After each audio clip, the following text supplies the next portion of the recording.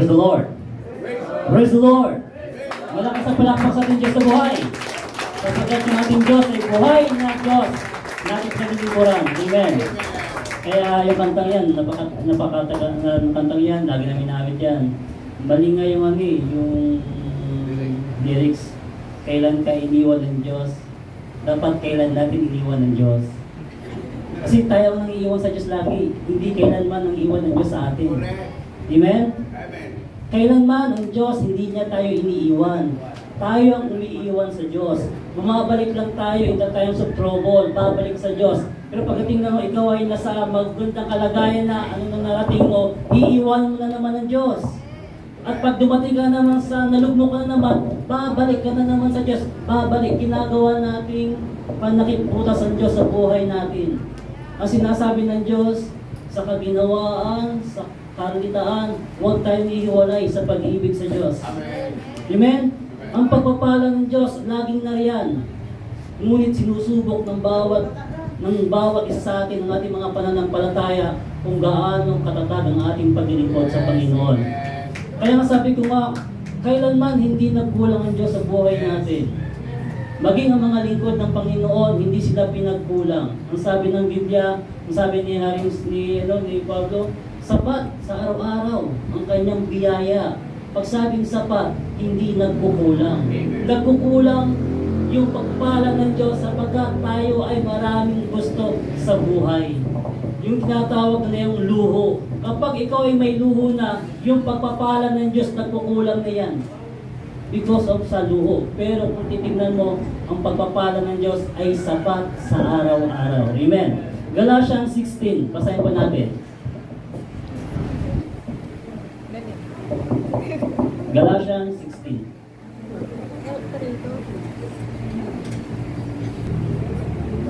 Kaya nga, samantalang tayong magkakataon, ay magsigawa tayo ng mabuti sa lahat. No exemption. Amen? Gagawa ka ng mabuti hindi sa isang tao, hindi sa kaibigan mo, hindi sa mahal mo sa buhay, kundi sa lahat. Kaya nga, samantalang tayo may pagkakataon ay magsigawa tayo ng mabuti sa lahat. At lalong-lalo na, saan? Sa mga kasambahay sa pananampalataya. Lahat tayo may mga daladalang bigat sa ating mga dibdib. Alam niyo no, sabi ko nga mapalad tayo sapagkat kiniba ng Diyos ang barrier sa tabernakulo. Sapagkat sa lumang tipan, ang maghahandog lang sa Holy of Holies, hindi ang maraming tao, iisa lang. Ang high priest lang. Yung high priest lang ang papasok sa bahay-sambahan sa pinakabanal na dako at siya lang ang maghahandog sa Panginoon. Pero ngayon, sama-sama tayong lumalapit sa banal na dako, sa bahay na sambahan ng Panginoon, at sabay-sabay tayong nagpupuri sa Panginoon. Noong unang panahon, kapag ang mga high priest, hindi silang umakyat sa bahay ng Diyos, kapag ang mga hindi nibita ang pumunta sa bahay ng Diyos, doon pa lang sa entrance gate, papatay na sila ng Panginoon sapagkat sila ay hindi karapat-dapat pumasok sa bahay ng Diyos. Ganon kahalaga ang bahay ng Diyos. Ang gusto ng Diyos kapag pupunta ang tao sa bahay ng Diyos, yung pupuntang yun dapat banal at kaya-ayang mag-aalay ng handog para sa Panginoon. Amen? Pero ngayon, papasok tayo sa bahay ng Panginoon kahit may bigat kang kalooban. Kahit meron kang hinanakit sa kapatid mo, papasok ka sa Panginoon. Kahit anong naramdaman mo, kahit anong problema mo, papasok ka sa bahay ng Panginoon. Sapagkat iniisip mo kapag nasa bahay ka ng Panginoon, pwede niyang pakawalan lahat ng sama ng loob sa puso mo. Sapagkat ang Diyos ang nagtatali sa atin sa pag-ibig. Kaya nga sabi nga, the truth will set you free. Yung salita ng Diyos ay totoo. Masakit yung Word of God, hindi dahil para tirahin tayo, para iparamdam sa iyo ng Panginoon na mahal tayo ng Diyos. Amen? Tinuro ko nung nakaraan, yung magulang, hindi yan hihinto na magpapaalala sa kanyang anak. Kahit yung sinasabi ng magulang paulit-ulit, patuloy siyang magpapaalala sa kanyang mga anak sapagkat yung anak niya ay mahal na mahal niya. Amen. Okay, kaya sabi to, kaya nga samantalang tayo may pagkakataon ay magsigawa tayo ng mabuti sa lahat at lalong-lalo na sa mga kasambahay sa pananampalataya. Kamusta ang relasyon ninyo bilang mag-asawa? Kamusta ang relasyon ninyo bilang magulang sa anak? Kamusta ang relasyon ninyo bilang magkakapatid sa laman? Kamusta ang relasyon ninyo bilang magpipinsan? Kayo ba ay mayroong pag-ibig sa Diyos at pag-ibig sa isa't isa? Ang gusto ng Panginoon, lahat tayo ay mag-iibigan. Sapagkat ang Diyos ay pag-ibig. Anumang mga hinanakit, hindi yan kalooban ng Diyos, kalooban ng kaawayan. Kaya sabi ng Biblia, kung tayo ay susunod sa aga ng atin, hindi natin masusunod ang salita ng Diyos, pero sumusunod tayo sa kalooban ng Panginoon. Kaya yung ating sarili, ibinabow down natin yan at ang masunod yung kalooban ng Panginoon. Okay, Matthew 11:27.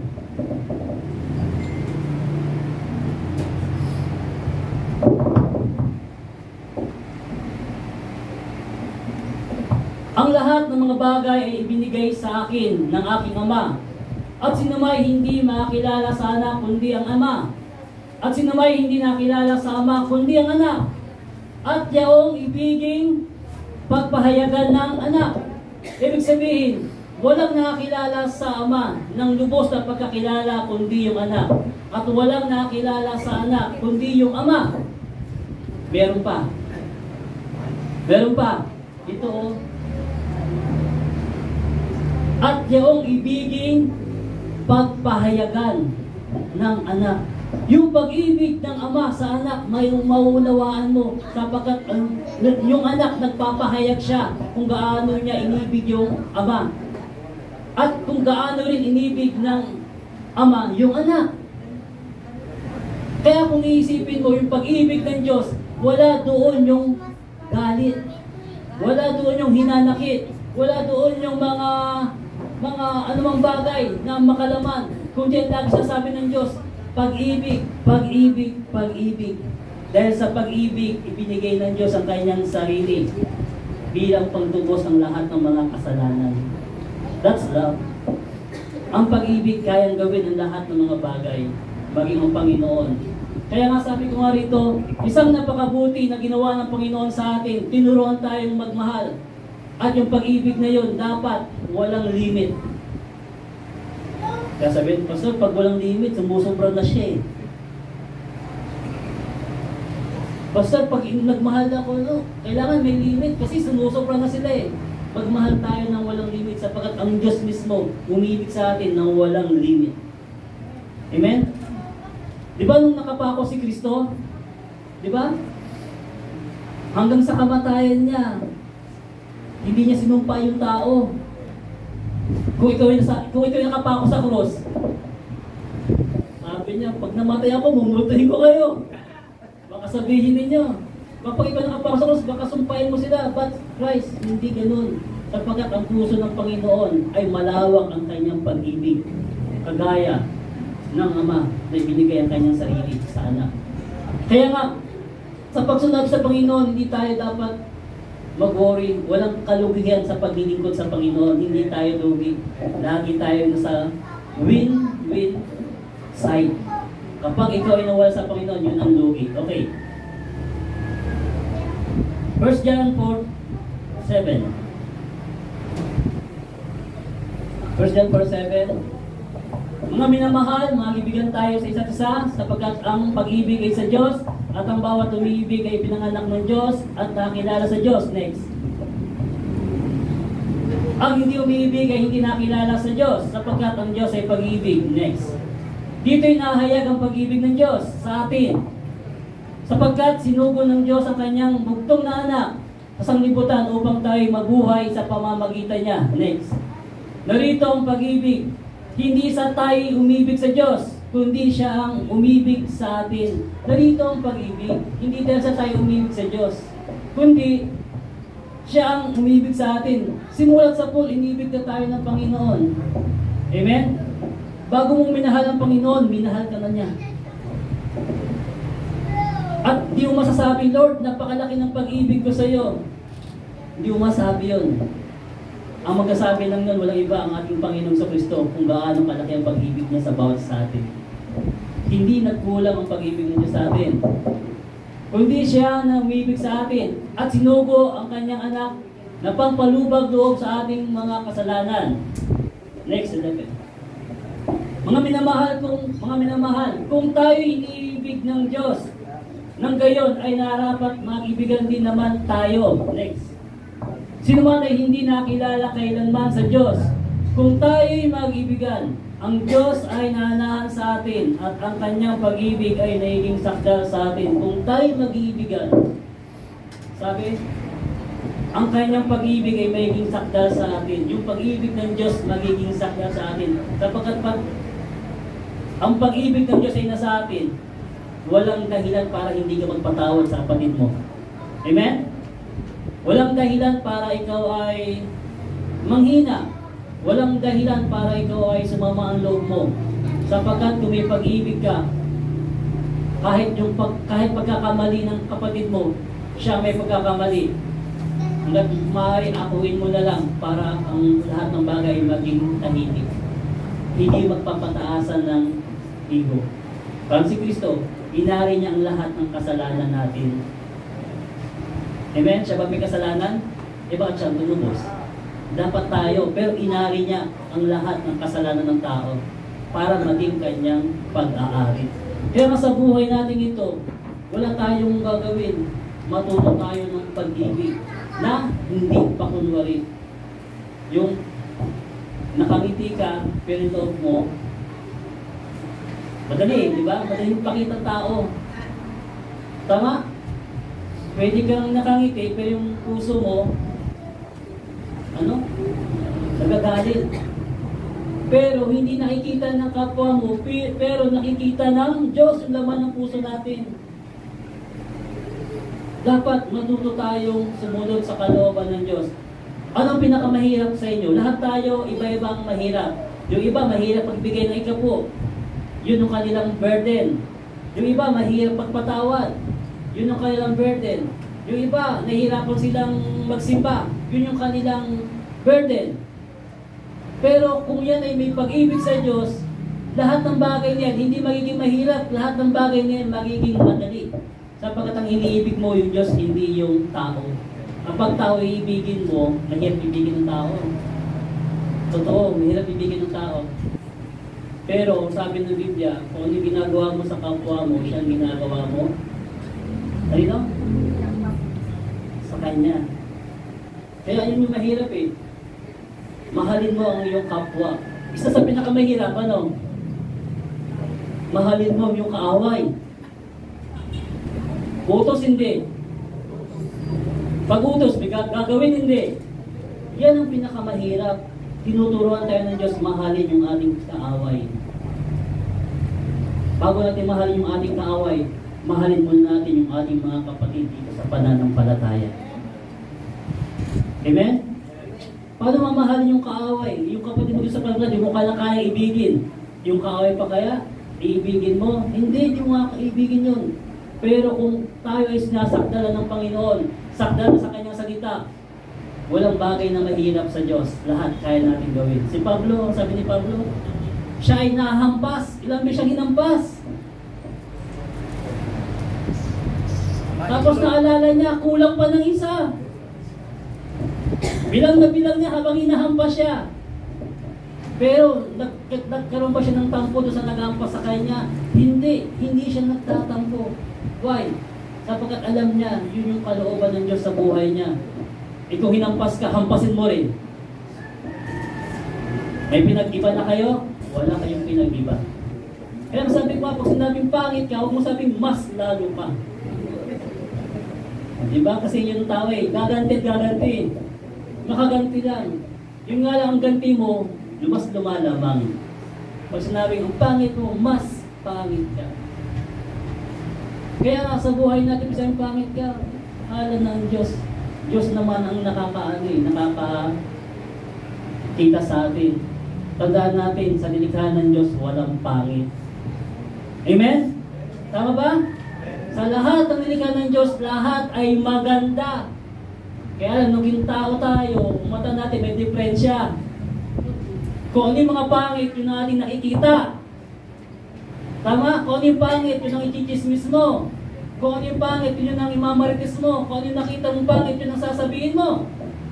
Kamusta naman yung magandang nakita mo? Hindi mo masabi. O sa mga marites dyan, kaway-kaway.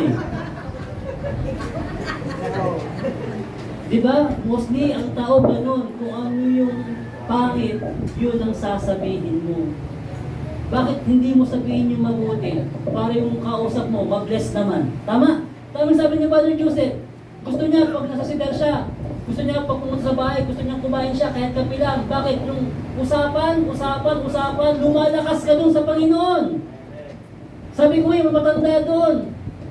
Nagaling ng, Batangas ba yun? Nagdala ng kabaong.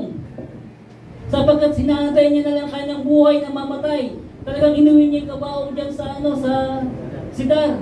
Hanggang ngayon, nandiyan yung kanyang kabaong. Sabi niya, ginawa ko to dahil alam ko mamamatay na ako. 4 na taon na buhay naman. Pag sabing volunteer, nauuna yung mag-asawang volunteer.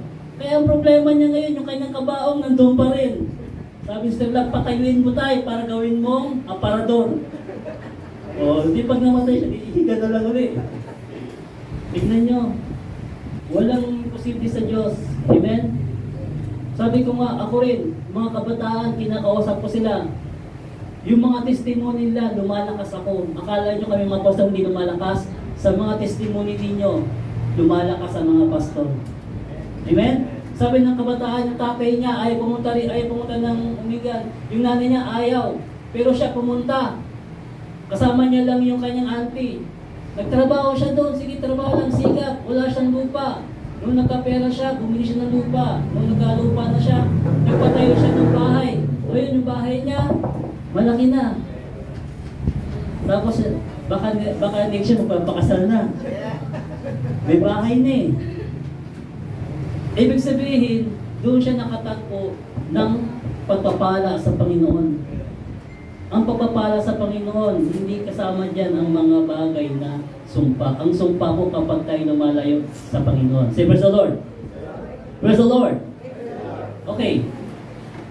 Matthew 27, verse 28. At siya'y kanilang Matthew 27, 11, 28, sorry.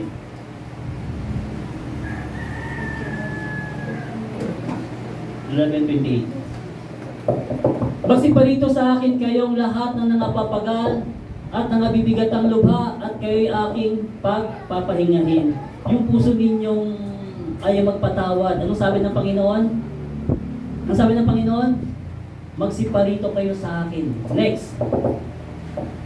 Pasanin ninyo ang aking pamato at mag-aral kayo sa akin, sapagkat ako'y maamo at mapagpakumbabang puso at mausumpungan ninyo ang kapahingahan ng inyong mga kaluluwa. Kapag ikaw ay may kaalit, payapa ka ba? Payapa ba kayo kapag kayo may kaalit? Ha? Kapag kayo'y payapa, may kaalit kayo, iba na po yan, ibang spirito na yan. Dapat pag may kaalit kayo, dapat yung puso ninyo, hindi kayo payapa. Bago kayo matulog, ipanalangin ninyo sa Panginoon. Lord, alisin mo tong, alam ninyo, kapag hindi ka payapa, yan yung miserabling tao sa mundo. Pag nakikita mo, naiinis ka. Tama ba? Tandaan naman. Ano ka ba? Dumadaan lang yung tao. Diba? Dumadaan lang yung tao, hindi ka naman pinapansin. Nagagalit ka, bakit? Kasi yung puso mo hindi marunong magpatawad. Palayain mo yan. Kapag dumaan yan, walang maramdaman na galit. Why? Sapagkat marunong ka magpatawad. Pero hanggang ka magpatawad, pagdaan yan, lagi ka nakasimangot. Sino kawawa? Ikaw din. Tinuturuan tayo ng Panginoon na mabuhay ng payapa. Magkaroon kayo ng kapayapaan sa lahat ng mga tao. When you say payapa sa tao, lahat tayo magkaroon ng kapayapaan. Kung meron tayong mga hinanakit, yung kataw kanina, na kayo isang katawan. Amen? Kayo isang katawan. Ng katawan ni Kristo, ayaw niya ng may bahid. Ayaw niya ng marumi. Kaya tayo, narito sa bahay-sambahan, tinuturoan tayo na maging karapat-dapat sa Panginoon. Next. Sapagkat malambot ang aking pamatok at magaan ang aking pasan. Hindi pa mabigat yung pasan na pinapasan sa atin ng Panginoon. Amen? Mabigat ba? Mabigat ba? Mabigat ba? Bible say, sapagkat malambot ang aking pamatok. Yung pamatok na pinapasan natin ng Panginoon, sabi ng Diyos, malambot at magaan ang aking pasan. Magaan pa. Nagiging mabigat sapagkat ang pumapasok sa iyo, yung sarili mo ng kalooban, nagiging mabigat. Tama? Kapag kalooban mo ang nasunod, mabigat sumunod sa salita ng Diyos. Pero kapag kalooban ng Diyos ang gagawin mo, hindi yan mabigat. Eh, mas mabigat siguro kung yung tayo magpapasan ng cross. Araw-araw. Yun ang mabigat. Literally, kakain ka, nakapasan. Maglalakad ka, nakapasan. Literal natin yun ang mabigat. Pero ang sabi ng Diyos, magaan yung pamatok na ibinibigay sa atin ng Panginoon. Nagiging mabigat sapagkat tayo mismo sa sarili natin ay mayroong nasusunod yung ating sarili. Hayaan natin sa mga sarili ng Panginoon. Kapag di pa kayo magpatawad, Lord, turuan mo po akong magpatawad. Lord, turuan mo akong mag-ikapo. Lord, turuan mo akong sumunod. Lord, turuan mo akong magsalita ng maganda. Kung magmamarites ako, Panginoon, yung mabubuting mga bagay na lang, hindi ni mga pangit. Pwede naman. Amen? Tama ba? Tama ba? Tingnan nyo, kapag ito ay nagmarites, sa katabi mo o sa kasama sa pananampalataya, lalakas ba yun? Lalakas ba yun? Ang problema, siya kaliprem nga eh. Si Jose Prem nga eh, may sinabi ako sa kanya kasi yung tao yung kaibigan niya. Nakakalistuhan lang naman. Doon nalaman niya na ano siya eh. Na-shock siya, di siya. Sabi ko, next time, di ba ito may kwentuhan? Kasi dinibdib niya masyado kasi yung taong yun, mabuti naman talaga. Pero yung action niya, lahat ng tao parang hindi sangayon. Yung sinabi namin kay Pastor Fred, pati siya, tulala. Kaya kapag magbibigay kayo ng balita, dapat pagpapala. Amen? Amen ba? Hindi yung pag umalis kayo, nag-iwan kayo ng pasan sa inyong pinagsabihan. Kasi pag nag-iwan kayo ng pasan, yung iniwan ninyo, lugmok yan. Nagdadamay kayo ng inyong kakampi. Huwag pong ganun. Kapag alam nyong mali, huwag na ninyong sabihin. Pero pag alam nyong tama, maganda, itwinto ninyo para lumakas yung mga nakikinig sa inyo. Palakpakan niyan, Panginoon. Say, praise the Lord. Praise the Lord. Ito po lang aking may babahagi.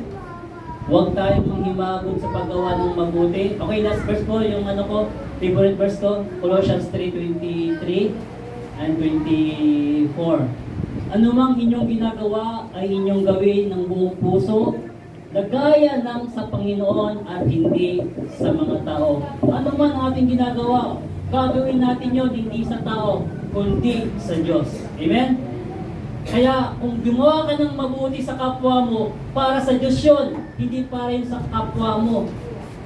Kasi kung ginawa mo sa kapwa mo, pag yun ay nag-return, wala ka ng kapurihan sa Panginoon. Lahat ng gagawin mo para sa Diyos. Next, 24. Yamang inyong nalalaman na sa Panginoon ay tatanggapin ninyo ang ganting mana sapagkat naglilingkod kayo sa Panginoon. Sa palabak ng Panginoon. Tingnan nyo ha. Yamang inyong nalalaman na sa Panginoon ay tatanggapin ninyo ang ganting mana. Yung ginagawa ninyong paglilingkod sa Panginoon, may reward yan. Dapat every individual sa atin tatanggap ng mga reward. Yamang inyong nalaman ng Panginoon ay yamang inyong nalaman na sa Panginoon ay tatanggapin ninyo ang ganting mana sapagkat naglilingkod kayo sa Panginoong Kristo. Lahat tayo naglilingkod sa Panginoong Kristo. Amen? Amen? Nasa bahay-sambahan ka, hindi ka sa pastor naglilingkod.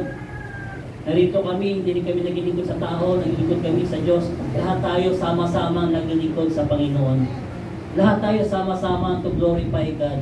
Lahat tayo, sinasabi natin, para sa kaluwalhatian ng Diyos. Para sa kaluwalhatian ng Diyos, hindi sa kaluwalhatian ng tao. Kaya nga pagdating ng panahon, marami nagsasabi, Panginoon, nagpalayas kami ng demonyo. Panginoon, nagpagaling kami sa pangalan mo. At the end, sabi ng Panginoon, hindi ko kayo nakikilala. Ang kilala ng Diyos yung sumusunod ng kalooban ng Panginoon. Kaya pala kanyang Panginoon sa Diyos. Yung mga patanin nyo, ang program nyo na mabuti ang nakikita. Hindi yung pangit. Para maging pagpapala tayo sa lahat. Sino gustong 100? 500. Awit na, awit. Sa mga may gusto ko magpapito, totoo naman. Wala rin? Welcome to the Okay, bago sa ating huling speaker, tayo po ay magbatihan sa pangalan ng Panginoon.